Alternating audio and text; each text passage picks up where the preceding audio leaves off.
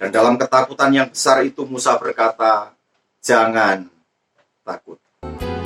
Jangan kamu takut, aku adalah.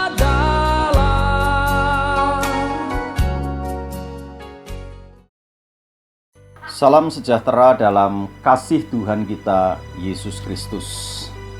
Keluaran pasal 14 ayat 13 adalah bagian ke-9 dari ayat jangan takut yang menjadi bahasan kita.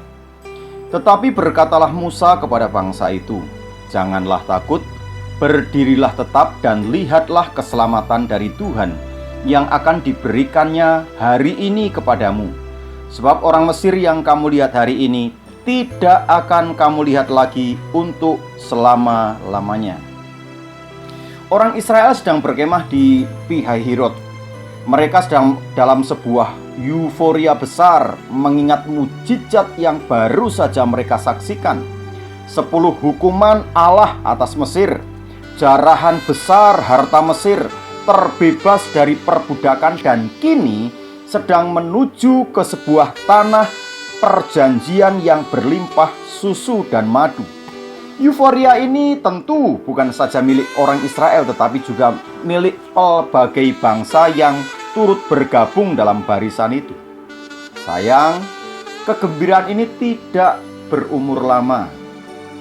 Di depan mereka laut Teberau. Memang seharusnya bukan masalah jika Anda di tepi laut, apalagi berkemah di sana. Laut Teberau menjadi masalah karena di belakang orang Israel, orang Mesir telah mengurung dengan tujuan membawa orang-orang ini kembali kepada perbudakan. Ini Laut Teberau yang tadinya wisata alam gratis sekarang justru seperti jurang maut yang siap memangsa mereka. Ketika ketakutan besar melanda dan kelihatannya tidak ada jalan keluar, maka mencari kambing hitam adalah cara paling mudah. Orang Israel segera menyalahkan Musa sebagai biang dari persoalan yang saat ini mereka hadapi. Dalam Keluaran pasal 14, mereka protes keras kepada Musa karena bagi mereka hidup sebagai budak tetap lebih baik dibanding mati konyol di padang kebebasan. Saya bisa paham ketakutan orang-orang ini. Bayangan kekejaman tentara Mesir masih melekat kuat di memori orang Israel. Tidak berbuat salah saja bisa dipersalahkan dan disiksa, apalagi kini mereka lari meninggalkan perbudakan.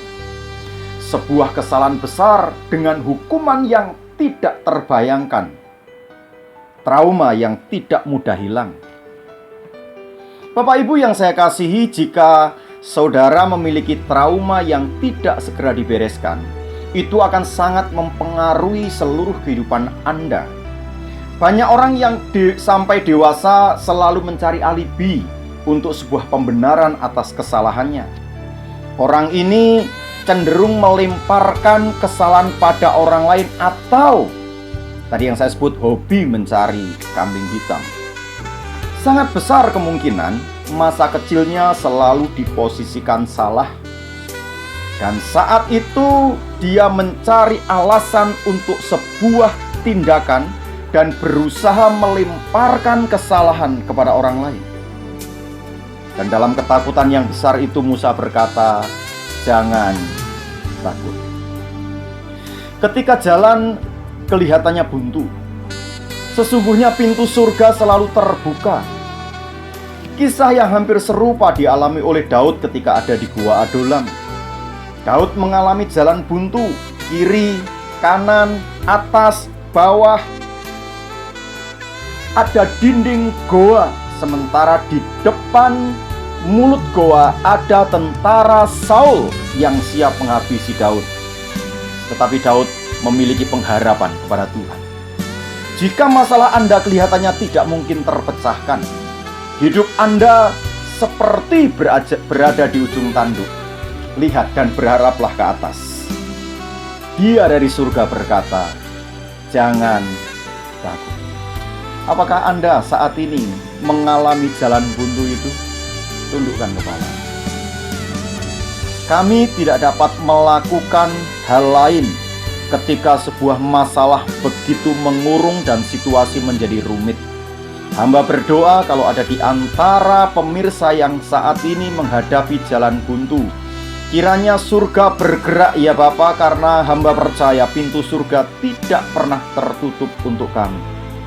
Anugerah Allah, pertolongan Allah memampukan setiap umat-Mu yang saat ini berada dalam jalan buntu menemukan jalan keluar, karena Engkau Allah yang setia dan ajaib. Terpuji nama-Mu, dalam nama Tuhan Yesus Kristus, haleluya, amin.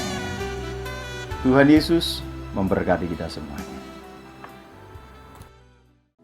Ku tidak takut, sebab Kau beserta.